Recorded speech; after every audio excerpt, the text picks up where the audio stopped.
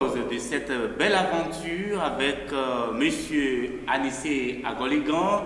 Lui, il est notre chercheur en phytothérapie. Aujourd'hui, nous abordons un thème qui vient comme une lumière dans la vie de tout un chacun de nous. Téléspectateurs, vous êtes avec Monsieur Anissé Agoligan, je venais de le dire. Le thème s'intitule « Le dysfonctionnement érectile chez l'homme ». Le dysfonctionnement érectile chez l'homme. C'est très important de noter le thème. Tous les hommes qui nous suivent en ce moment, ils sont certainement d'une part dans ce dysfonctionnement, mais d'autre part veulent avoir les solutions pour ne pas tomber dans ce problème. Monsieur Anissé Agoligan, bonsoir et bienvenue. Bonsoir, monsieur le journaliste. Merci d'accepter notre plateau de ce vendredi et nous allons en même temps vous demander qu'est-ce qu'on peut appeler par dysfonctionnement érectile chez l'homme? Merci, monsieur le journaliste. Le dysfonctionnement érectile, c'est l'incapacité de l'homme à avoir une bonne érection pour un rapport sexuel satisfaisant. Et c'est ce qui court aujourd'hui. La plupart des hommes qu'on rencontre dans la rue, bien habillés, dans de belles voitures, les jeunes, quand on s'approchait d'eux, ils ont des difficultés à avoir un rapport sexuel satisfaisant. Je vous remercie. Merci infiniment. Aujourd'hui, vous allez aborder tout cela avec nous. Qu'est-ce qui cause ce dysfonctionnement? Est-ce que le dysfonctionnement érectile chez l'homme est donc réparable? Est-ce qu'on peut donc avoir des propositions de solutions, surtout que ce mal devient de plus en plus récurrent et les jeunes en souffrent énormément? C'est pourquoi vous êtes ici aujourd'hui pour apporter la lumière à tous nos téléspectateurs qui nous suivent en ce moment. Mesdames et messieurs, si vous êtes en direct avec nous, vous pouvez quand même noter. Vous avez certainement des préoccupations, vous pouvez donc les poser directement. C'est pourquoi nous allons vous demander qu'est-ce qui cause ce dysfonctionnement érectile chez l'homme. Monsieur Anissé Agoligan. Merci. La première chose à faire, c'est de comprendre le fonctionnement du sexe de l'homme. C'est la circulation du sang qui permet une bonne érection. Les difficultés érectiles doivent être liées à l'incapacité à faire circuler correctement le sang dans le pénis afin qu'une bonne érection puisse s'accomplir. En réalité, ces difficultés peuvent être d'ordre hormonal. Ça peut être lié à une maladie, ça peut être lié à la psychologie, en l'occurrence le stress, et il a une cause que beaucoup de gens n'évoquent pas quand il a des difficultés érectiles. Ça peut être d'ordre occulte, un envoûtement peut vous empêcher d'avoir une bonne érection. Ce qui ne coupe pas, comme il le dit. D'accord, il y a donc plusieurs causes à ce niveau. Et nous n'allons pas partir avec les causes, mais je vais vous demander si entre-temps il y avait donc les remèdes par rapport à ce dysfonctionnement.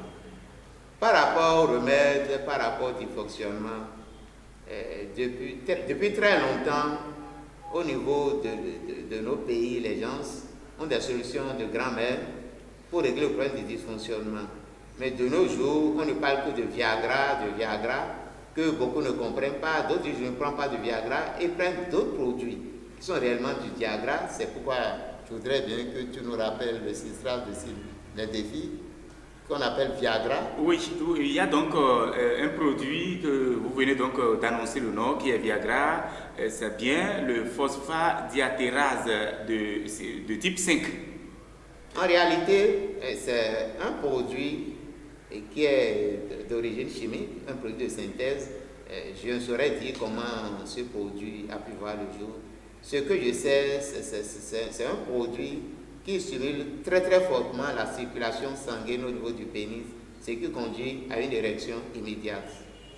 C'est donc planter déjà le décor, puisque nous sommes au niveau des causes du dysfonctionnement de l'érection chez l'homme. C'est un phénomène qui est vraiment difficile. D'autres nous parlent de l'obésité, de certains d'autres nous parlent de surpoids, d'autres parlent d'autres phénomènes qui peuvent donc empêcher l'homme à bander normalement. Qu'est-ce qui provoque vraiment ce dysfonctionnement?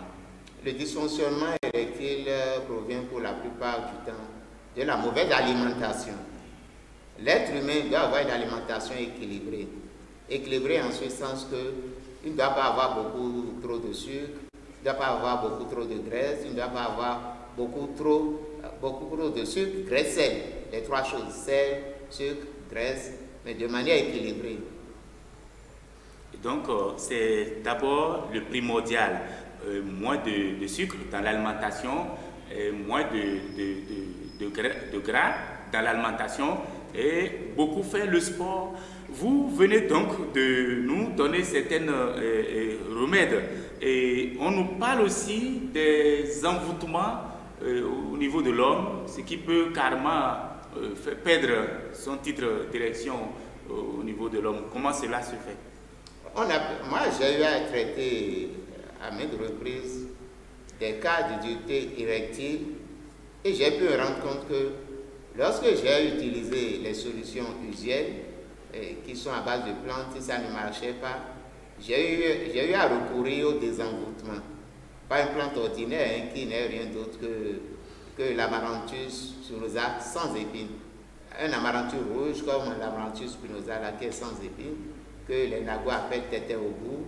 Et dès que quelqu'un a envoûté, vous prenez ce type d'amaranthus là, vous la triturez avec l'urine du matin de la personne. Dès que la personne passe ça sur le corps, et la personne est désenvoûtée, mais principalement dans le cadre de l'envoûtement, qui fait que quelqu'un n'a pas une bonne érection, il suffit simplement de prendre cette même plante triturée et de nettoyer le pénis avec. J'ai pu me rendre compte avec succès que les personnes qui ont des difficultés érectiles, qui sont liées à un envoûtement, ou les produits usuels qu'on utilise comme les plantes ne marchent pas, dès qu'on le fait, on remarque que ça marche quand c'est un envoûtement. Vous croyez qu'une personne peut donc miner sa femme afin que quiconque qui la touche peut attraper un certain nombre de maladies qui peuvent finir par faire perdre ce dernier son pénis? Moi, je ne peux pas dire, ce n'est pas un problème de croyance, c'est une réalité, quoi. Dans les sciences occultes, au Bénin, notamment dans les pays africains et même aux Antilles et ailleurs, il a un certain nombre de principes que lorsqu'on recourt à ce principe, l'homme, en présence de la femme, ne peut pas avoir d'érection. Je donne un exemple vulgaire. Il a une plante qu'on appelle chez nous Toyoma, et prochainement il va vous trouver le nom scientifique. C'est une plante. Lorsqu'une femme met sur cette plante, une feuille de cette plante dans son sac, et a fini de bien escroquer un homme, même s'il le prend 500 000, ce dernier, juste à proximité du lit où le couple est installé, ce dernier n'aura pas d'érection. Là, ce n'est même pas un envoûtement, c'est une plante que lorsque c'est à proximité de l'homme, il n'a pas une érection. La même plante, quand on part méga dans l'urine dessus, on perd l'érection. Si par méga, vous urinez sur la plante, même si on ne sait pas, pas ignorance, même quand vous urinez sur la même plante, cela, vous perdez l'érection. Et cette même plante, quand la femme a ça dans son sac, elle a fini de vous prendre de l'argent et dit, monsieur, mais je veux faire l'amour, c'est vous qui baissez la tête malgré tout ce qu'elle vous a appris. Là, c'est une parenthèse. Maintenant, parlant de l'envoûtement, c'est qu'il y a des femmes qui ont des coépouses. Juste pour priver leur coépouse des rapports sexuels avec le mari commun, ils font des rituels qui font que le mari, lorsque le mari vient chez la coépouse, il n'a pas une bonne érection. Dans des cas comme ces cas-là, lorsqu'on prend la plante, et les plantes qui peuvent désenvoûter, on peut venir à bout de ça. Et je donne un exemple par plante. Il y a un grand monsieur qui est venu me voir, qui dit que ça fait un moment, ça fait près de 2 ans, quand il va auprès de sa grande femme, il n'a pas l'érection, et ce n'est qu'avec la petite femme que tout récemment, même au niveau des 2 femmes, ça ne marchait pas, si on pouvait l'aider. Bon, j'avais pensé aux plantes aphrodisiaques que je pouvais mettre à sa disposition, mais compte tenu du fait qu'il avait expliqué que ça allait avec une femme, après ce sont les deux, j'ai eu à prendre la plante dont je vous ai parlé là. et l'amaranthus sans épines là, rouge sans épines, et j'ai eu à lui donner la triture à utiliser. Je lui ai fait un petit amoxicillin ordinaire, et c'est comme ça qu'il a repris l'érection. Ça, c'est que c'est une réalité. C'est une réalité. Mesdames, Messieurs, vous qui suivez donc l'émission, je venais de vous parler du dysfonctionnement érectile chez l'homme. Et parlant de ce dysfonctionnement, je voudrais poser une question à mon cher invité, de savoir s'il y a donc des alternatives telles que vous venez de le dire, des alternatives naturelles pour pallier à ce mal, surtout que beaucoup d'hommes en souffrent. Les jeunes aujourd'hui, on ne peut pas ignorer cela. Il y a beaucoup de jeunes qui en souffrent énormément. Est-ce qu'il y a des alternatives naturelles pour pallier à ce mal? Il y a beaucoup d'alternatives naturelles. Et quelques-uns, oui, vous pouvez les citer. Les gens même disent abusivement que le gingembre est le premier alternative au Viagra. Le gingembre, vous prenez du jus de gingembre, 2 verrons de jus de gingembre extrait à 30 minutes avant le rapport sexuel, vous avez une bonne érection pour l'accomplissement d'un rapport sexuel. Je dis, rien que le jus de gingembre, c'est-à-dire on ne fait pas de mélange de produits aphrodisiaques, on choisit le jus de gingembre seul. Ok, maintenant, toujours comme alternative, ce qui marche bien, comme il s'agit de la circulation de sang, il a le tuberose terrestris, qui est une plante épineuse qui produit, on appelle quelquefois la même plante, croix de Malte, ce qu'on appelle l'épine gendarme, parce que lorsque une moto passe dessus, ça pèse la moto. Le tuberose terrestris, c'est pas dans la saison pluvieuse qu'on trouve ça. Donc cette plante, mise en poudre, permet de produire la testostérone, qui est l'hormone mâle qui permet d'avoir des spermatozoïdes de qualité et en abondance. Cette plante-là, lorsque les gens ont des déficiences en matière d'érection, lorsqu'on réduit cette plante en poudre et ceux-là prennent ça régulièrement, ça permet de booster l'érection. Maintenant, ce qu'un peut faire de manière ordinaire, vous pouvez chercher de la betterave sucrière, vous pouvez chercher du concombre, vous pouvez chercher du pastèque, vous pouvez ajouter du gingembre, de l'ail au besoin, si l'odeur de l'ail ne gêne pas la personne, de l'oignon en petite quantité, et vous essayez de passer au moulinaire ce contenu-là. Vous obtenez un jus, et vous prenez un verre bambou de ce jus, matin, midi, soir. Cela permet de corriger le dysfonctionnement érectile, et de manière très très remarquable.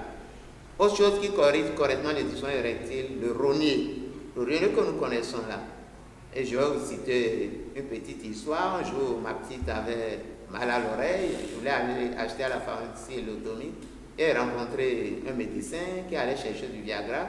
Quand il a fini, c'est quelqu'un que je connaissais, il dit mais il a mieux que le Viagra. Par exemple, le rognier dit oui, qu'il était allé à un colloque, on avait parlé du bienfait du rognier, que la difficulté c'est simplement de casser le rognier et qu'il fallait avoir une machine spéciale pour casser. Alors qu'il suffit de chercher le centre de gravité du rognier, vous tapez 2-3 fois dessus, la noix sort, vous mettez ça en morceaux. Comment se prépare cette potion? Vous avez simplement les graines de rognier, la noix de rognier que vous obtenez à l'intérieur comme la noix de coco. Vous mettez ça en petits morceaux. Vous essayez de sécher 1-2 jours et vous mettez ça dans un plat de posotomie jusqu'au niveau d'1 litre. Vous mettez 12 carreaux de sucre et cela rend l'effervescence. Dès que c'est effervescent, vous avez un substrat, c'est le substrat-là que l'on prend. Ça vous donne une douceur du sexe et lorsque vous essayez d'utiliser pendant une semaine, vous pouvez avoir l'érection pendant 5 ans. Ça, le dysfonctionnement érectile est corrigé au moins pour 5 ans. Je parle du rognier, la noix qui est à l'intérieur, que vous mettez en petits morceaux, que vous séchez, que vous mettez dans un plastique de posotomie, un plastique de viande jusqu'au niveau d'1 litre et vous ajoutez 12 carreaux de sucre. Le sucre c'est pour que cela puisse se fermenter. Et dès le second jour, vous avez une fermentation correcte. Vous prélevez un demi-verre bambou que vous buvez et vous remettez de l'eau. C'est lorsque cela ne pétille plus que le système actif n'est plus dedans. C'est donc c'est un plaisir pour nous et je crois que tous les téléspectateurs comme moi, ils sont donc en train de noter avec vous. Et nous allons donc évoluer dans cette émission. Vous avez parlé des alternatives naturelles. Il y a donc d'autres alternatives, comme quoi, par exemple, le Coca-Cola, la vitamine C, l'ail et beaucoup d'autres choses. Comment cela s'utilise, le Coca-Cola par exemple? Allons-y par rapport au Coca-Cola. C'est assez surprenant. Avant un rapport sexuel, si vous avez une canette de Coca-Cola, vous ouvrez, c'est le gaz qui sort, le parfum qui sort, le gaz, c'est ça qui vous permet d'avoir envie de faire l'amour. Il suffit d'ouvrir une canette de Coca-Cola à côté de votre lit, bien sûr la table de nuit, le gaz que l'on respire là. Dès que vous respirez ça, ça vous donne envie de faire l'amour. Laissons passer Coca-Cola. Ce qui marche le mieux, prenons par exemple le cacao. Le cacao que les Aztèques utilisaient comme aphrodisiaque depuis très longtemps. Lorsque vous prenez la poudre de cacao ou du chocolat, à défaut de la poudre de cacao, cela booste correctement le libido. Ça vous donne envie de faire l'amour. Ça vous permet d'avoir une bonne érection. En dehors de ce fait-là, lorsque vous consommez régulièrement de la vitamine C, que ce soit à travers les oranges, à travers des fruits, le citron, il a de la vitamine C, ça vous permet d'avoir une bonne érection. Ça peut s'expliquer, cela nettoie correctement les artères, les vaisseaux. Également, je m'en voudrais de ne pas parler du Silopea etopica, ce que les gens appellent pédiélicum, ce que les gens désirent aujourd'hui par poivre noir long africain. Cela permet simplement de nettoyer les vaisseaux, de déboucher les vaisseaux, de déboucher les artères. Et lorsque les artères, ces vaisseaux sont débouchés, la circulation sanguine est très très bonne. Parlons de café. Le café, c'est surprenant que le café corrige le dysfonctionnement érectile. Et j'explique comment ça se passe. Lorsque vous prenez du café, les vaisseaux qu'il a au niveau du cerveau sont contractés. Je dis bien contractés. Hein. Les vaisseaux qu'il a également au niveau du cœur sont contractés, contrairement aux vaisseaux qu'il a au niveau du poumon qui est dilaté. La dilatation de certains vaisseaux en association avec les vaisseaux du cerveau qui sont contractés permet l'orgasme. Vous savez que quand on a l'orgasme, c'est l'espace qu'on a. Donc, le fait qu'il a de l'autre côté la contraction et de l'autre côté la dilatation, ça fait que les gens ont un certain orgasme qui est vraiment bien. Merci infiniment, Monsieur Anissé Agoligan. Je rappelle aux téléspectateurs qu'aujourd'hui, nous parlons du dysfonctionnement érectile chez l'homme. Mais nous n'allons pas parler de ce dysfonctionnement sans parler aussi d'un remède naturel, arbre bandant. Cela vous rappelle quelque chose? Merci. Les gens parlent de yoimbine. Yoimbine, c'est un arbre. Les gens appellent le yoimbine l'arbre là. On le retrouve au Cameroun, on le retrouve en île Maurice, on le retrouve aux Antilles. C'est un arbre dont on prélève l'écorce. Et c'est l'écorce qui est réduite en poudre. On peut mettre de l'alcool dessus. Bien sûr que l'alcool, le tabac est mauvais pour le sexe. Peut provoquer même des dysfonctionnements érectiles. Mais on met ça dans l'alcool et on met ça en poudre, on peut consommer. C'est un arbre qu'on retrouve au Cameroun, qu'on retrouve en île Maurice et aux Antilles. Je rappelle bien le nom de l'arbre. Yoimbine, c'est le nom de l'arbre. Et on vendait ça en pharmacie. Je ne sais pas si de nos jours, il a encore cette écorce d'arbre encore. Et vous avez parlé un peu de la boisson, de l'alcool et du tabac qui détruit dangereusement le fonctionnement de l'érection chez l'homme. Ça détruit bien d'autres choses que on peut se rappeler un peu de cela? Oui, mais vous savez que l'alcool inhibe les nerfs. Pour ceux qui ne le savent pas, vous devez bien le savoir. Quand vous prenez de l'alcool, vous perdez, au fur et à mesure que vous allez en surdose, vous perdez le contrôle de vous-même. Les nerfs perdent un peu de leur efficacité. De ce point de vue, l'alcool, le tabac est très très mauvais, surtout pour ceux qui ont des difficultés érectiles. Parlant des difficultés érectiles, je vais attirer l'attention des personnes souffrant de ce mal, de faire un effort pour se garder, pour avoir une maîtrise de leur personne. Au moment où, dès que une première fois que vous vous retrouvez dans le lit et vous avez des difficultés érectiles, il faudrait vous calmer complètement.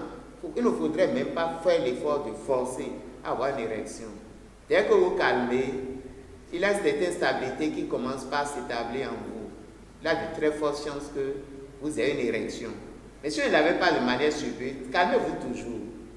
Dès que vous avez une autre occasion, oubliez que vous avez connu déjà une certaine défaillance une fois. Vous calmez, vous ne mettez pas dans la tête. Est-ce que ça va marcher, ça ne va pas marcher? Gardez votre calme tout comme si ça va bien se passer. Le stress d'avoir une mauvaise érection une fois fait que lorsque vous vous précipitez encore, ça ne marche pas. Vous gardez votre calme jusqu'au jour où ça prend. Dès que ça prend un jour, dans votre psychologie, vous dites oui, j'ai une capacité érectile à partir de ce moment. Et c'est ce qui permet de corriger. Mais dès que vous avez toujours en tête, est-ce que ça ne va pas venir? Ça vient toujours.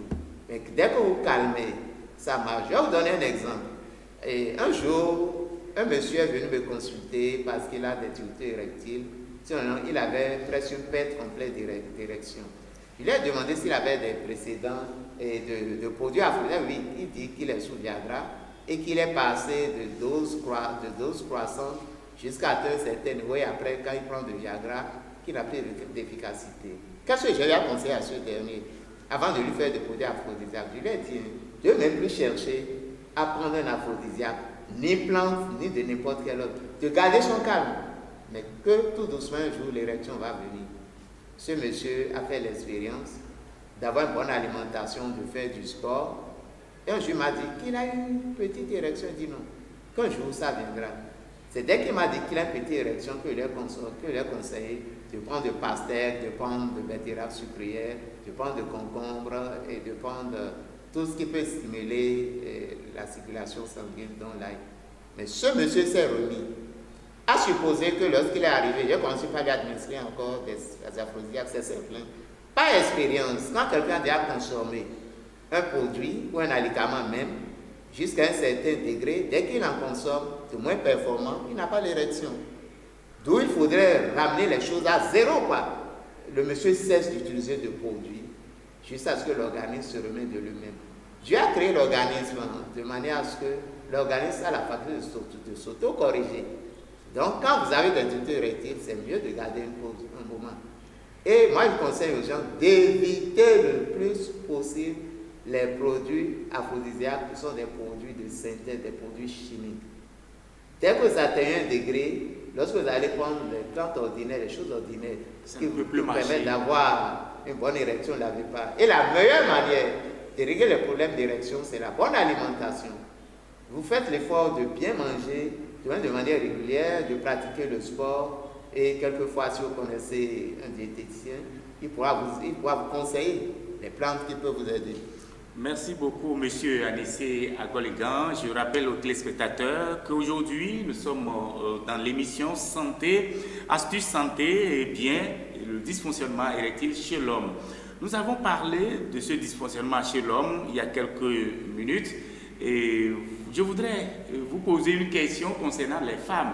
Vous savez, il y a même les femmes aussi qui ne veulent pas s'approcher de leur mari bien qu'étant sous le lit conjugal ou bien qu'étant marié. Comment cela s'explique? Oui, cela peut s'expliquer par un choc psychologique. Un choc psychologique. Et quelquefois, ça peut être héréditaire.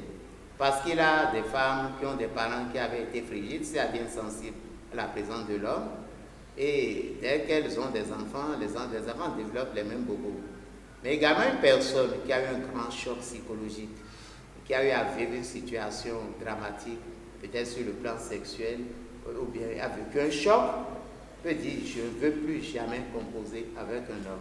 Cela peut rendre cette personne, rendre cette personne frigide. Mais la frigidité n'est pas un mal dont on ne peut pas avoir la solution. Lorsque vous avez autour de vous des personnes qui sont insensibles à la présence de l'homme, il a une plante très ordinaire que la plus précatoriste. C'est une plante lianescente et qui rampante et qui a les feuilles sucrées et qui a les graines rouges tachées de noir, que certains appellent le diolobo chez les Nagos, d'autres appellent ça baba yoko, je pense que ce sont les baribas, et les fonds l'appellent viviment. Et cela explique pourquoi les gens l'utilisent pour lutter contre la frigidité. On remarque que cette plante est sucrée lorsqu'on mange cette plante. Et donc c'est la plante là qui guérit la frigidité. Lorsqu'on fait sa tisane, on voit ça. Je m'en voudrais de ne pas vous demander de laisser votre numéro de téléphone puisqu'il y a quelques minutes qui nous séparent de la fin de cette émission qui s'en va très vite, surtout que le sujet est très important, mais je pense qu'on va pouvoir finir mon questionnaire. Vous allez laisser votre contact de façon la plus lente, surtout que les téléspectateurs veulent noter et vous contacter après. Merci. Je donne le WhatsApp pour commencer. Plus 229 95 35 91 70. Et mon numéro usuel d'appel, plus 229 toujours 96 65 28 00. Merci infiniment, Monsieur Anissé Agoligan. Je dis que l'émission est très suivie par nos téléspectateurs et de partout le monde. Vous nous dites, quand on préparait cette émission, le manque d'argent, perte d'emploi ou bien le stress à haut débit peut même peut même faire installer le dysfonctionnement érectile chez l'homme. Est-ce vrai? Merci. Nous avons pu nous rendre compte qu'aujourd'hui, le chômage, on retrouve le chômage partout, les difficultés financières. Quelqu'un, d'abord, qui a des difficultés financières, n'a pas une alimentation équilibrée. Alors que parlant du dysfonctionnement érectile, on a dit que l'une des solutions, c'est une alimentation équilibrée, le sport. Donc quelqu'un qui n'a pas les moyens, qui n'a pas l'argent, qui est au chômage, qui a des soucis d'argent, qui a des soucis d'emploi, qui est stressé, qui trouve qu'il est vraiment un homme diminué de la société, qui n'a même pas envie d'être en présence d'une femme, moins encore avoir une bonne érection. L'autre chose, on ira au secours des personnes qui ont l'érection et qui ont l'éjaculation précoce. Pour les personnes qui ont l'éjaculation précoce, je vais leur proposer quand même un certain nombre de solutions. Donc la première est simplement d'aller acheter 50 cm de canne à sucre, épluché, découpé en petits morceaux. 30 minutes avant le rapport sexuel, ce dernier mange, croque la canne à sucre et rejette les déchets. En réalité, c'est quoi? Le jus de canne à sucre, quand vous touchez, c'est collant. C'est de la même manière que le sperme n'est plus très fluide et ne passe plus très facilement parce que c'est collant. Ça permet à ces personnes-là qui ont une éjaculation précoce de ralentir l'éjaculation. Et également, par rapport à ceux qui ont une éjaculation précoce, je leur recommande de ne pas se précipiter et de faire l'effort de faire de vide dans leur tête pendant un moment. Ça leur permet de ne pas vite éjaculer par rapport à ceux qui ont les problèmes d'éjaculation. Merci beaucoup, c'est très important, les détails que vous venez donc de donner.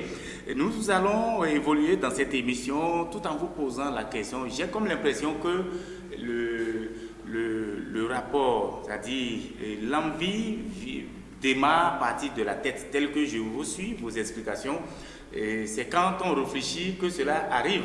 Pour ceux qui ont perdu vraiment la virginité, et ceux qui ont perdu leur envie de s'approcher de leur partenaire habituel. Et comment ce phénomène arrive à être déclenché pour que cela puisse se passer? Vous avez quelques minutes pour nous expliquer ça. Merci, mais vous savez, ce à quoi vous portez attention, c'est ce sur quoi repose votre pensée. Quand vous ne faites pas attention aux femmes, parce que la femme ne fait pas partie de vos préoccupations, parce que ce qui vous préoccupe, c'est votre alimentation, c'est comment assurer la survie, tout ça là. Ce qui fait que quelqu'un qui est stressé ne peut pas avoir le désir de faire l'amour. Moins encore, s'il a une femme avant de se retrouver en difficulté, et la femme serait à côté, mais ne pourra pas faire attention. C'est le fait d'être capable de faire attention qui vous amène à vous intéresser à la femme. On a remarqué que lorsque vous prenez une alimentation dans laquelle il y a le zinc, cela peut susciter en vous l'envie d'aller vers la femme. Pour ceux qui ont des problèmes de stress, des problèmes psychologiques, il serait souhaitable que ceux-là prennent du zinc. Mais au lieu d'aller prendre du zinc sous forme de comprimé, c'est mieux pour vous de prendre du chocolat. Parce qu'il a le zinc dans le chocolat, dans le cacao, jusqu'à une certaine proportion. Et également, cette dernière peut prendre la vitamine C. L'orange peut suppléer à la carence en vitamine C parce que l'orange a plus de vitamine C même que le citron. Merci beaucoup pour les précisions que vous venez donc d'apporter. Il y a des personnes qui, à première vue d'une fille, tombent vraiment amoureuses de cette fille et même peut aller très vite en besogne avec cette dernière. On les appelle habituellement les obsédés sexuels, c'est-à-dire des personnes qui sont très poussées en matière d'amour et le font au quotidien et de façon répétée. Comment ceux-là arrivent à avoir envie de continuer dans ce désordre, tandis que d'autres n'en ont pas? Comment vous expliquez cela? Merci pour votre question. Et cette question me permet même après de répondre à une autre question. Oui, bien sûr. Et vous savez que toute chose a son revers et son travers. Un muscle qui ne travaille pas perd l'habitude. Des personnes, pour des raisons religieuses, disent que sans le mariage, je ne ferai pas l'amour. Ces personnes restent 5 ans, 10 ans, voire plus, sans rapport sexuel. Ça signifie que le reflet de Pavlov, c'est ce que vous répétez, ça vous revient psychologiquement chaque fois. Ces personnes ayant perdu l'habitude d'avoir des rapports sexuels avec des femmes, quand ils se marient, ils ont des difficultés érectiles parce que le pénis n'a pas l'habitude de se lever. Donc c'est un exercice qu'ils ont perdu. L'autre travers, tel par rapport à la question que vous avez posée, il y a des personnes qui font des abus sexuels, qui habituellement font l'amour de manière répétée. Nous avons vu qu'il faut un flux de sang régulier. Et lorsque vous finissez de faire l'amour, vous perdez de l'énergie. Les gens s'amusent à faire l'amour 4, 5 fois, 6 fois par jour. D'autres s'amusent à dire, j'ai des performances, je peux faire l'amour avec la même femme 4, 5, 6 fois. Non, c'est des histoires de bonnes histoires. C'est une manière d'abord de ruiner sa santé. Si on a un conseil à donner aux gens, pour ne pas retomber dans ce que vous dites, c'est des personnes qui ont des abus sexuels et qui font de rapports sexuels une objection, c'est-à-dire qu'ils font des rapports sexuels et la recherche toujours d'une certaine performance. En réalité, le rapport sexuel, c'est pour un équilibre mental. Donc, quand vous faites des abus, vous perdez cet équilibre. Et à force d'abuser, il y a eu des moments où vous perdez complètement l'érection. C'est-à-dire, à force de faire des abus sexuels répétés pendant les années, lorsque vous faites 5 ans, 10 ans, 20 ans, 30 ans, 50 ans d'abus sexuels, un jour vous levez, vous perdez complètement l'érection. Encore si par moment où vous utilisez des aphrodisiaques, ça vous permet d'atteindre des niveaux très élevés. Vous savez que quand on atteint le pic, on descend. Et quand vous descendez, vous ne remontez plus. Le conseil que je vais donner à ceux qui s'amusent à faire des abus sexuels, c'est d'arrêter ou bien de réduire leur performance par rapport à la multiplication des rapports sexuels, de revenir à la normale. C'est vrai que quand on n'a pas un rapport sexuel régulier, on peut souffrir de la prostate. Parce qu'à travers les rapports sexuels, le canal séminal est nettoyé, on en a besoin.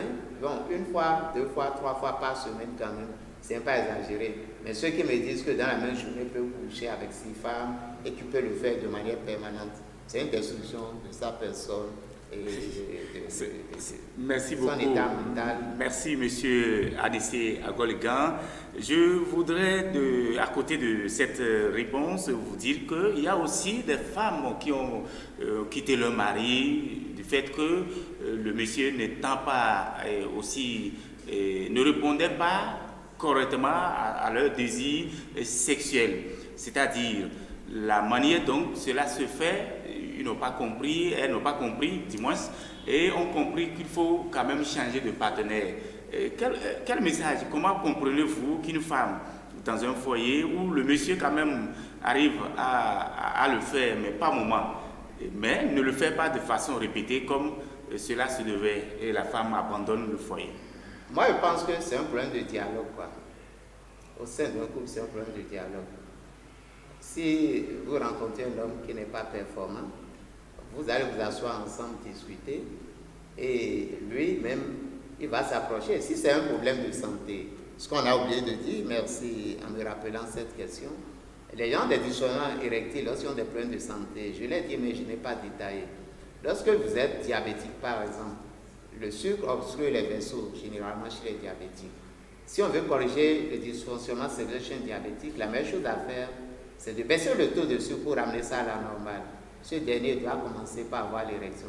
Si en temps s'il avait perdu l'habitude, on peut lui proposer des plantes qui boostent le libido, comme le gingembre, parce qu'il n'a pas de sucre dans le gingembre, et peut-être de l'ail, et qui puisse faire chose. Également, les hypertendus ont des difficultés érectiles, compte tenu de la pression sanguine, qui est quelquefois insuffisante, parce que généralement, ceux qui sont hypertendus là, lorsque le sang circule, les vaisseaux sont bouchés quelque part, et cela force, et c'est ce qui fait monter la tension. Également, ceux qui ont les hémorroïdes sont sujets aux dysfonctions érectiles, et pour corriger, simplement, il faut commencer d'abord par corriger la source, la maladie, l'hémorroïde, l'hypertension, voire le diabète. Merci beaucoup pour votre réponse qui va tout droit à l'endroit de nos téléspectateurs qui nous suivent en ce moment. Et il y a une question qui me taraude dans l'esprit. Les personnes âgées comme vous, par exemple, on remarque dans la société que certaines personnes âgées arrivent quand même à s'approcher des jeunes filles au lieu qu'elles s'écartent de ce jeu qui est un jeu donc d'un certain âge. Bon, merci. D'abord, la première des choses. Vous savez, plus vous êtes âgé, plus la testostérone est en manque chez vous. Ça signifie que vous n'avez pas beaucoup de sperme. Alors que quand vous n'avez pas beaucoup de sperme, vous pouvez avoir des rapports qui peuvent durer. Ce qui fait que les femmes qui sont très très intéressées par les rapports sexuels, lorsqu'ils rencontrent des vieux qui ont une bonne alimentation, et font l'amour avec ces vieux-là, ils se rendent compte même que ces vieux sont plus performants que les jeunes. L'autre aspect, on a parlé de l'aspect psychologique. Un vieux qui a terminé sa vie n'a pas les soucis d'argent parce qu'il a déjà accumulé de l'argent, ou bien ses enfants lui envoient de l'argent, et ces derniers ont une bonne alimentation. Comme quand ils savent qu'il est au soir de sa vie, on fait tout pour qu'il ait une bonne alimentation. En dehors du fait qu'il n'a pas de soucis, il a une bonne alimentation. Et ce que j'ai expliqué, le fait que la testostérone n'est pas très opérationnelle, et les vieux peuvent faire des rapports qui peuvent durer. Et quelquefois, c'est pour le bonheur des femmes.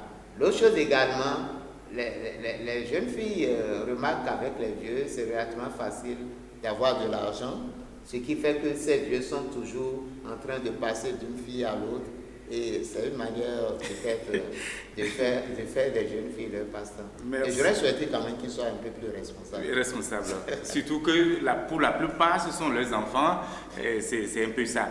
Nous allons donner un conseil à toute la jeunesse africaine qui nous suit en ce moment. Surtout que ce dysfonctionnement, c'est à partir d'un certain âge qu'on ne remarquait pas. Aujourd'hui, c'est les jeunes, pour la plupart, qui n'arrivent pas à fournir les efforts pour satisfaire le désir sexuel au moment donné. Merci. Ce que je peux conseiller aux jeunes, vous êtes jeunes, pourquoi courir vers les aphrodisiaques pour des performances sexuelles? C'est une erreur. Vous savez, l'accoutumance, quand vous habituez à un produit, dès qu'on ne prend pas le produit, ne serait pas même d'être efficace au lit. Je conseille aux jeunes, jusqu'à l'âge de la quarantaine, d'éviter les aphrodisiaques.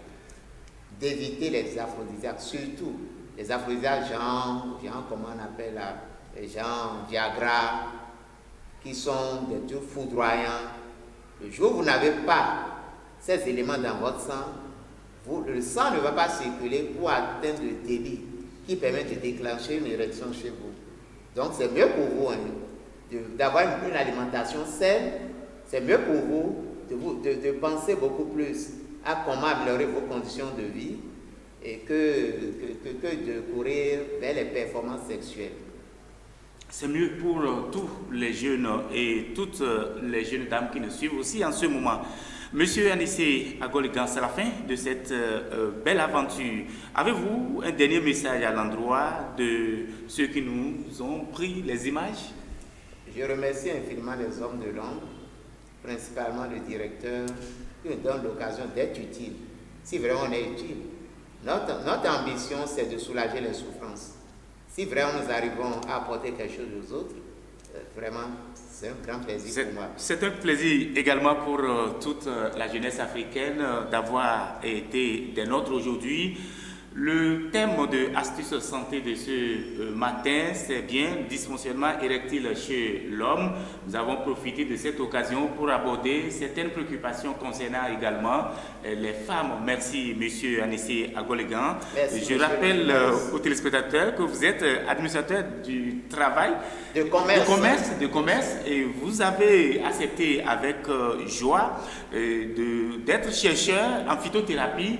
Et vous excellez bien dans ce domaine. C'est un plaisir pour toute l'Afrique. Ceux qui nous suivent depuis les autres pays, nous vous disons aussi bonsoir chez vous. Merci à toutes et à tous. Nous allons nous retrouver demain par la grâce de Dieu pour une autre aventure dans Astuces Santé. Au revoir, chers téléspectateurs. Monsieur le journaliste. Merci infiniment. C'est un plaisir. Toi qui as raison.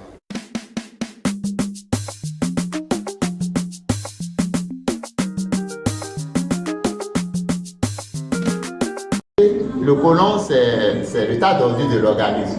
Depuis notre enfance, tout ce que nous mangeons, il a une petite proportion qui reste